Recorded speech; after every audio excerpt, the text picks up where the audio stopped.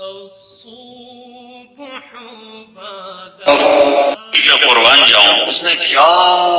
وصف بیان کیا، کیا یوں لگا جیسے چاند کپڑے پہن کے آ گیا ہو، یوں لگا جیسے 14ویں کا چاند زمین پہ اتر آیا ہو، جدھر سے دیکھتی تھی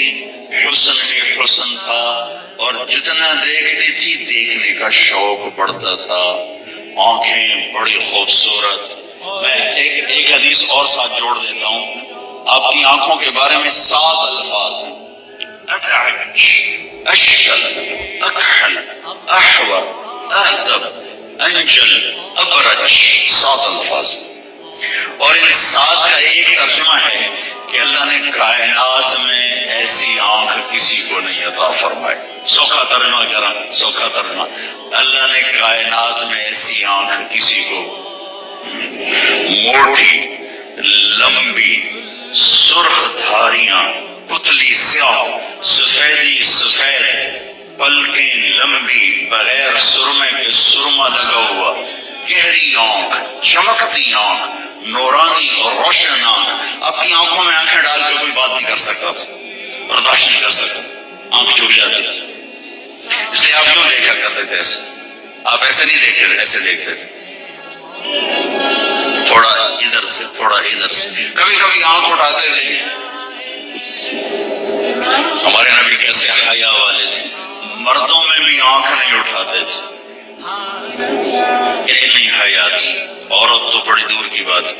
مردوں میں بھی حیا کی وجہ سے آنکھ اٹھا کے آنکھ بھر کے نہیں دیکھی۔ کبھی کبھی آپ کی جب آنکھ اٹھتی تھی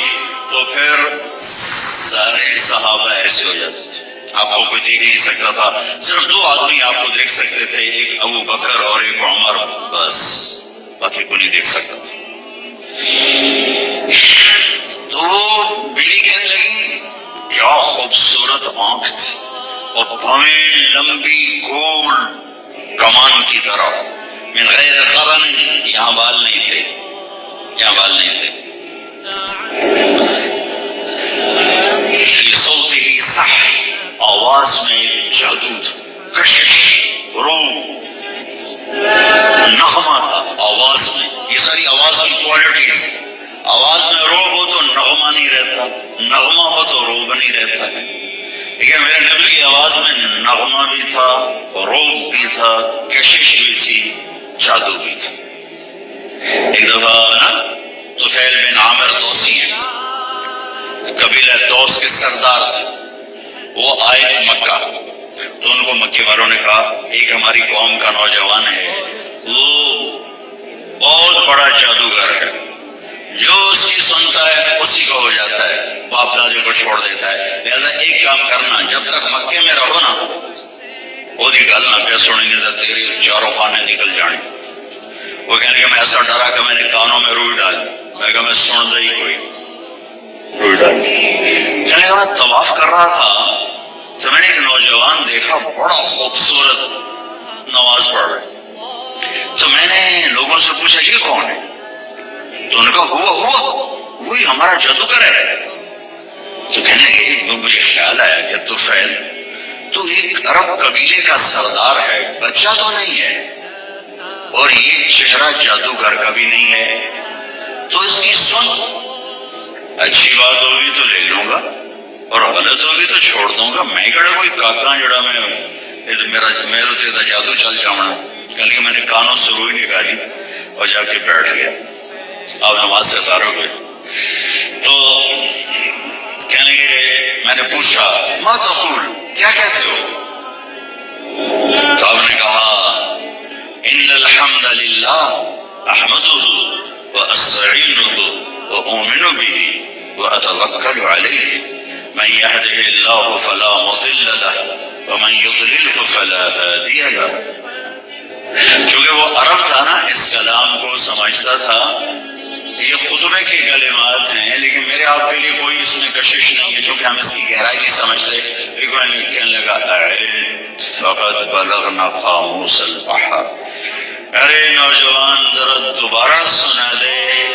تیرے چند لفظوں نے 7 سمندر پی لیے ہیں، 7 سمندر پی لیے۔ آپ أستعينه وأؤمن به وأتوكل عليه من يهده الله فلا مضل له ومن يضلله فلا هادي له. کہنے لگا کلمہ پر ہاتھ بڑھا، کیا کہتا ہے؟ مانتا ہوں تیری آواز میں کھینچتی تھی آواز. تو ماں جی کہہ رہی تھوڑی دیر میں اس نے سارا نقشہ کھینچ کے بتایا تھا کہ جب بولتے تھے ایک نور چھا جاتا تھا، جب خاموش ہوتے تھے ایک وقار چھا جاتا تھا، آنکھوں میں ایک کشش تھی، ایک جاذبیت تھی، گہرائی تھی، روشنی تھی، نور تھا، پلکیں دراز تھی، چہرہ چاند کی طرح چمکتا ہوا تھا. یتلألؤ وجهه تلألؤ القمر لیلة البدر. داڑھی بڑی خوبصورت گھنی تھی، گردن سراہی دار لمبی تھی، تینوں میں سب سے نمایاں ہستی تھے. تو وہ کہنے لگا ان کا خامن